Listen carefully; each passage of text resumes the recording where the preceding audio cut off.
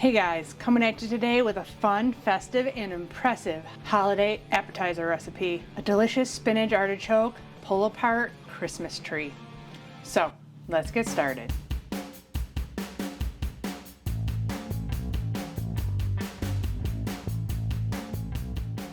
Hey everyone, welcome back. If you're new here, thanks for joining me. My name's Alycia and I'm a pastry chef with a sweet tooth. And I'm here to bring you all the tips and tricks on how to make the best recipes possible. So if you enjoy my recipes, please hit the subscribe button down there, give the video a thumbs up, leave me comments, and share with all your friends and family. They'll be very glad you did. It all helps me, my bakery, my channel grow and bring you new videos every Saturday. And some bonus videos. Today, a delicious and festive appetizer, something that makes me so happy. Like, this is the stuff I see on tasty videos and, those Pinterest things, and I always want to make it, and, making it low carb is always a little bit harder to do. But now that I have a pizza dough recipe, this recipe used like, one of the pop containers of pizza crust, thin crust. And I'm like, can I do this with my pizza dough recipe? And it turns out I can, and it looks awesome. Let's get started on making the pizza dough. So we're gonna make a double batch of my pizza dough. If you've seen my pizza dough recipe, it makes 2 8-inch crusts. So we're gonna make enough for 4. So this is gonna be enough of an appetizer for like 8 to 10 people probably. So you can always cut it in half if you're having a smaller gathering you're going to. You just make a 2 crust batch and do the exact same thing. You're just gonna have to roll it in a little bit smaller of a Christmas tree. But if you haven't seen my previous 2 videos, my midweek videos I've been putting up this month, my spinach artichoke dip, I'll link up there for you. You can definitely make this the day ahead or even 2 days ahead. Just when you go to make this appetizer, pull it out a couple hours ahead of time just so that it warms up and it makes it easier to spread on the dough.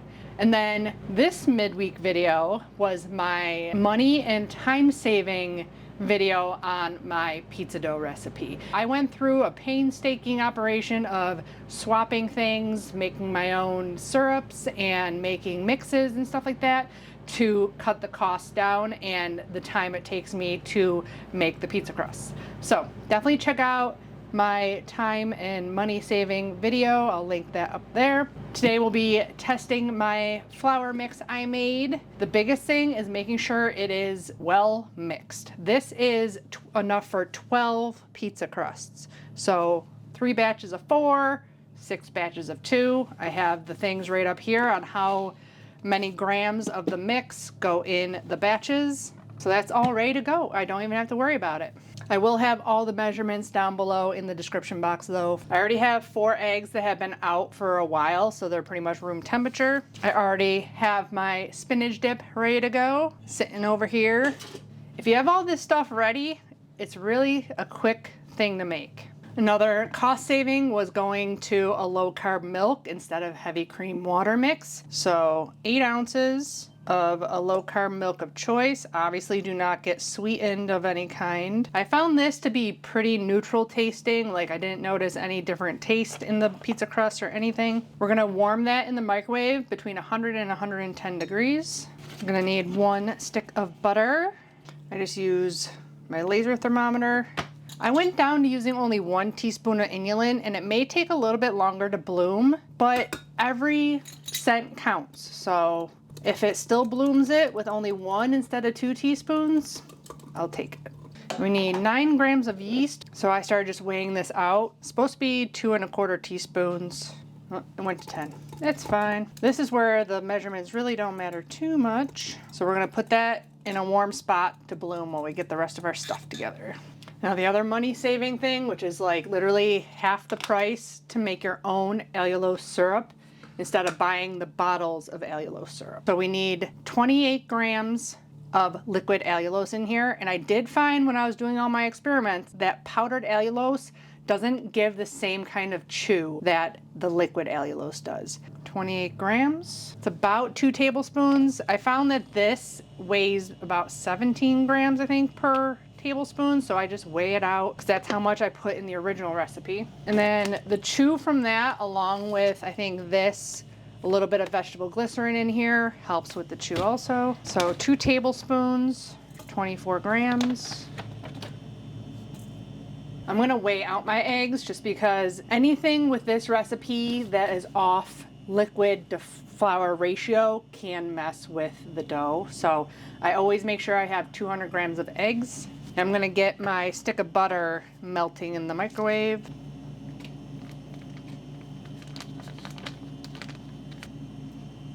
My yeast is almost ready to go, so I get the eggs and sweetener mixing. Whoop, whoop, dropping shells. I gotta get my mixer up in the frame here. Might have to go look for a bigger egg. This one looks big. Let's see. Yep. Gotta mix and match to get your 200. There we go. Into your sweetener. And that's all we have to weigh out because, well, we can do it by cups if we want, but I am gonna weigh out the dry ingredients. So I'm gonna weigh out 250 grams while that's whipping. Add the butter, add the yeast and milk, and then all the dry ingredients, and that's it.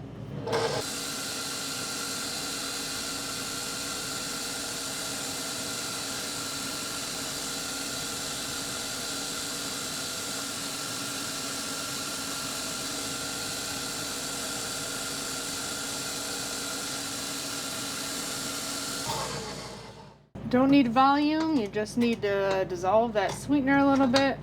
With that liquid allulose in there, it doesn't take long at all. Oh, and I don't add my salt in there, so I need 1 teaspoon of salt to the dry ingredients. Salt tends to be a little bit heavier, so, oh, not a tablespoon. 1 teaspoon.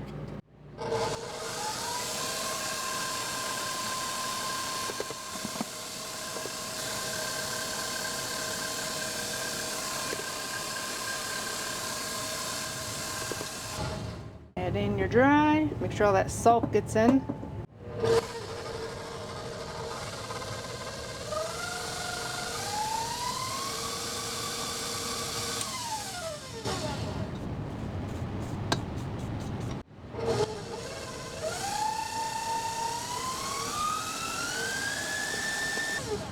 You want to kind of whipping around the sides, pretty gelatinized. Now, one thing I mentioned in that time and money saving video is test all your ingredients with a batch of just 2 crusts before going and making a mix, because xanthan gums are different, bamboo fiber might be different, and I tweaked this to the point where it worked for the xanthan gum and stuff I had, because they've all been different.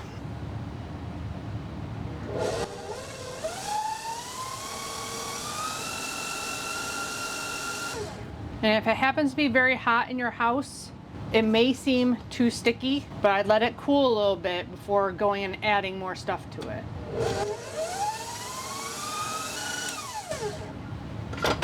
It's only 72 in here today, so it's not super hot. And the temperature of your butter and stuff matters too, so it should be around 85 degrees, which is good. All done with the mixer. After you get it off the paddle, you let it sit and get your other stuff ready for rolling, and it'll thicken even more. Come a dough. Okay, so we're gonna roll this out on a piece of parchment paper. We're gonna need 2 different ones because we're doing a top and a bottom, and we're sandwiching in the spinach artichoke dip. Ripped my other oil sprayer. I had a feeling it was gonna happen with it being glass and in the bakery. Knocked it off the counter. This one just doesn't spray enough. I need to keep pumping it.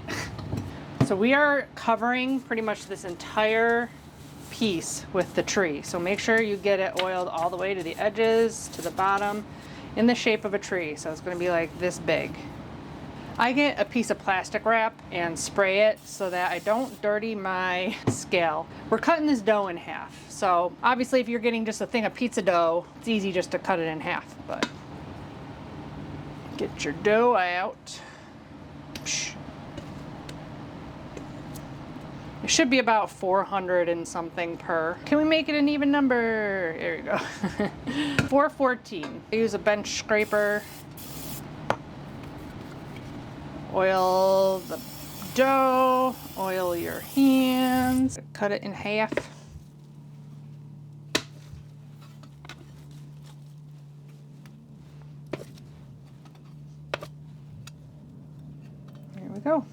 Okay, keep that oiled up. Should be nice soft dough.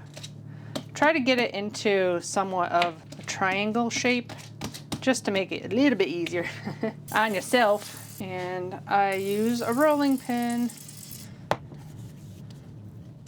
You need to really oil it.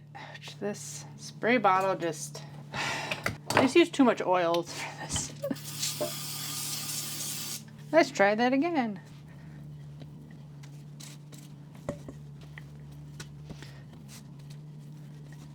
Now you're gonna think you're going too thin, but I promise you, you can go really thin on this because it puffs up like a regular pizza crust. And I did it like this big last time, and it was too much crust to artichoke ratio. Like there wasn't enough filling in there. So you can definitely make it much thinner than you think.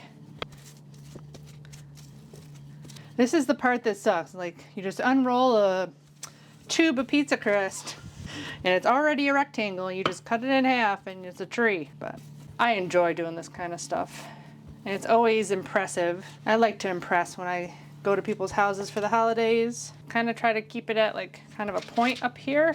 Now what I usually do is I take a knife and kind of add extra dough down here for the trunk.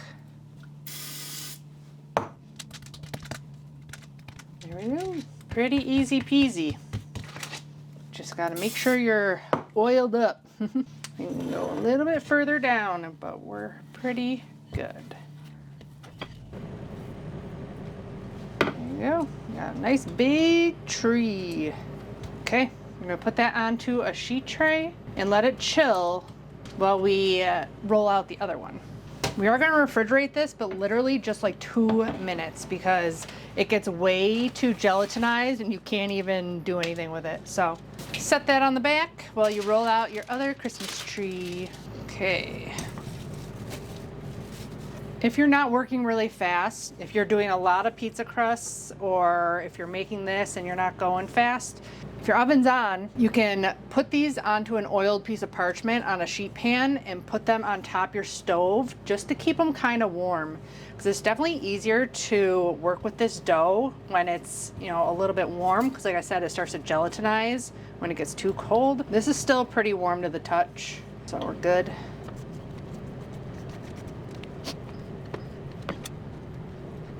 There's some extra dough there already, so. And make sure it's the exact same size, so all the way out the edge.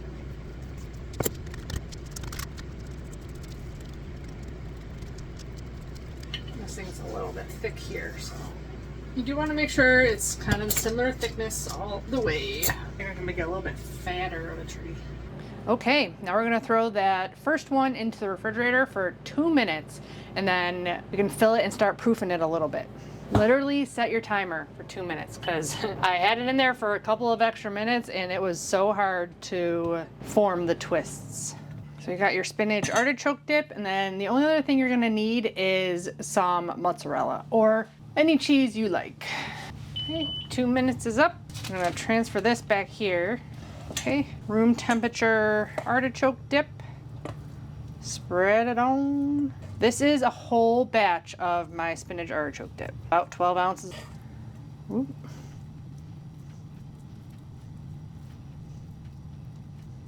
Put it all over. You definitely fill this with a bunch of different stuff too. You don't just need to do spinach artichoke dip.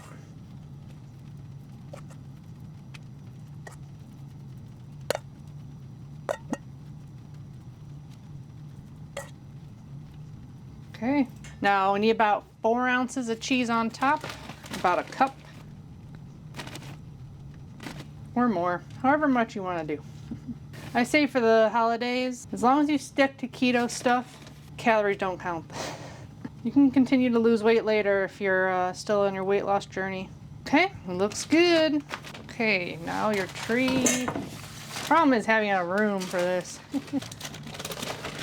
Put it on top. Like that. Squish it down a little bit.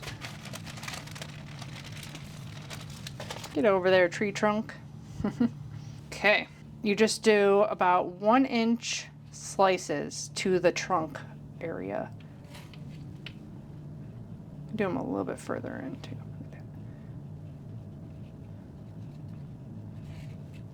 Just do this all the way down both sides.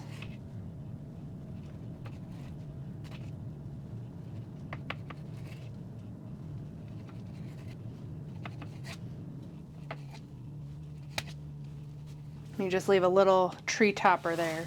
I'll do the other side after. Then you want to twist everything in the same direction. So pull them together, twist, twist, and put it down like that. You got your tree branches and the little pull apart breadsticks. You can probably do these ones 3 times.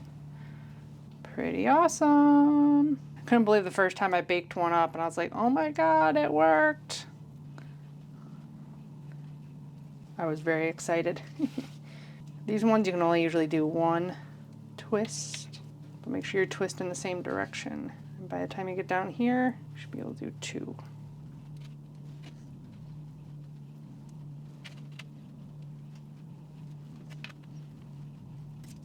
Pretty awesome. One side done, you just gotta do the other side. And if you haven't already, preheat your oven to 375. But we are gonna proof this for about 20 minutes. I gotta do the other side. The dough is sticky at all or sticking to your knife, just do a little oil spray on it. But once it sets up with that gelatin, it shouldn't be super sticky. It's more just the spinach and cheese in the middle. So these ones you wanna spin in the same direction, I think. That.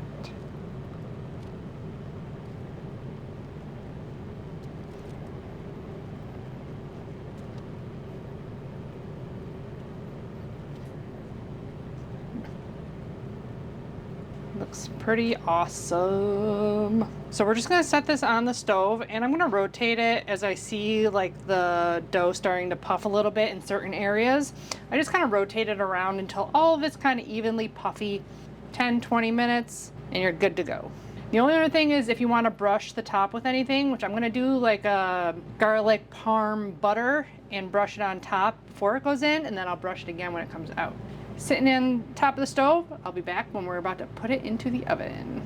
Okay, it's been 20 minutes. It didn't proof or puff as much as it has in prior days because it is only 71 in here for once. It's not like insanely hot because I haven't been baking up a storm all morning. So you can get it a little bit puffier if you want. I have 1 ounce of butter here. I'm going to brush this and I'm going to, I found you need a little bit more salt than what's just in the dough and the dip. So I'm adding a little bit of salt and a little bit of parm. Then brushing these guys a little bit. Egg wash definitely gives it a really nice shine on the bread, but I don't like cracking an egg and not using it all, so I'm just doing the butter. Butter adds nice flavor, so do a little bit more salt. Kind of like getting like a parm crust on a pizza or something. It's a little bit extra. Okay, popping this in the oven about 20 minutes. You want it super like brown, golden brown, and like the cheese all bubbling in the middle and stuff like that. So I'm definitely gonna rotate it halfway through and I'll let you know how long it takes in my oven. I have it set to 385 and it's still not even at 375 on the thermometer I have in there. So it might take mine a little bit longer than it would yours. It all depends on your oven. I'm gonna set the timer for 10 minutes to start. The 10 minutes is up and it's not even anywhere near baked at all, really. So I'm gonna set it for another 5 and then check it and maybe rotate it. Okay, it's been 13 minutes. I'm gonna give it a spin and set it for another 13 probably.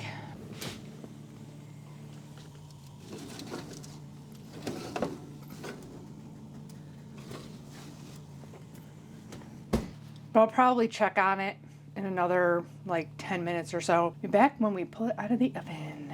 Okay, I just gave it a check and another little spin.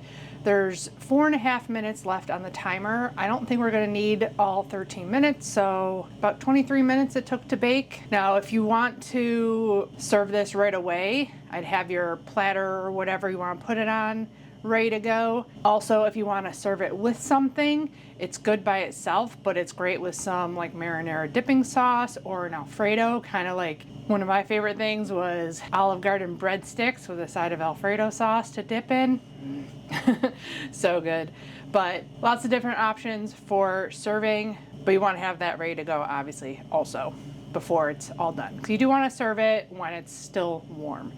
You can reheat it in the oven 375 until it's, you know, warmed through, or you can do the reheat setting on an air fryer or something like that.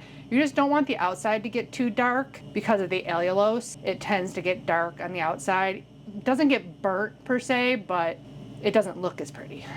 Okay, 3 minutes left, so yeah, 23 minutes. Let's see. Oh. Super soft and fluffy, but bounces back. Oh, it looks delicious and so cool. It's a big Christmas tray. It looks good. I'm gonna transfer it to a wire rack to cool down a second so that I don't burn my mouth. Then we'll give it a taste. I am gonna brush it with, oh no, my butter solidified. It is really not warm in here today. Give it a nice shine on there. Now, I did not figure out macros for this, but it's the holidays. We all deserve fun, yummy stuff for the holidays. Give it a taste. Ooh, hot, hot, hot. It's still really hot. I'll let it cool down a little bit. But it's cheesy spinach artichoke pull-apart bread. Oh. Super soft and fluffy, crispy on the outside. Delicious appetizer for any holiday party. And super festive. See the texture of the pizza crust? I was wondering if we'd be able to get it off of here or not. Some of the cheese might have stuck where we cut it. That's why. The last time I did it, I used my Kitchen Star knife to do the little cuts, and I don't think I had to cut as hard as with my paring knife, so it didn't get as stuck. It's getting stuck where we cut. I'd rather not have it on the parchment. There we go. So you can get it off and put it onto some kind of serving platter, just not the easiest to do. It's all nice and crispy on the bottom. Cheesy. It's so good. Nice soft bread. It's just like a cheesy spinach breadstick. So good. It's delicious. And you'd impress anybody if you brought this to the holiday party. No one would be like, that's keto, gluten-free. It just tastes delicious. Want to keep eating it. Gotta stop. So I hope you guys enjoy this recipe and try it out for yourself. If not this big of one, you can make one that is about that big with just a 2-crust batch of my pizza crust and about half the amount of my spinach artichoke recipe. But it is super impressive. So definitely, if you make this, take pictures and share with me on Instagram or my Facebook page. The links will be down in the description box below, along with my Amazon shop page and the blog post to the full recipe. Give the video a thumbs up if you enjoyed it, subscribe if you haven't already, and as always, I'll be back with many more keto, low-carb, healthy meals, desserts, and snack recipes. Bye guys, happy keto baking, and happy holidays!